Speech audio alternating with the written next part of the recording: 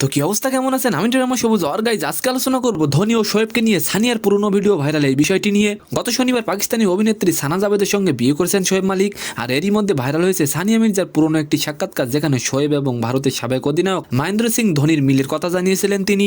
ভিডিওটি সম্পূর্ণ দেখুন, তাহলে গুরুত্বপূর্ণ বিষয় জানতে পারবেন। ভিডিওটিতে দেখা যায় সানিয়ার কাছে জানতে চাওয়া হয়েছিল কে তার পছন্দের ক্রিকেটার। তিনি বলেন ধোনি, তবে ধোনির সঙ্গে শোয়েবের মিল আছে এমনটা বলেছিলেন তিনি। সানিয়া বলেছিলেন ধোনির ব্যক্তিত্ব নাকি তাকে শোয়েবের কথা মনে করিয়ে দেয়, তারা দুজনেই নাকি একরকম। আর এই ভিডিওটি এখন ভাইরাল।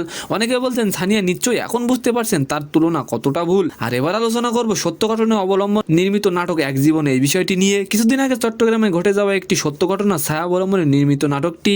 নাটকের প্রধান চরিত্রে অভিনয় করেছেন জোবানো তটিনী।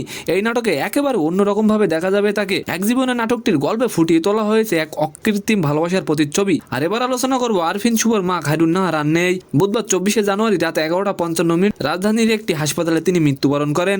চিত্রনায়ক জায়েদ খান বিষয়টি নিশ্চিত করেছেন। তো সম্মানিত দর্শক, আজকের ভিডিওটি কেমন লাগলো অবশ্যই কমেন্ট বক্সে জানাবেন।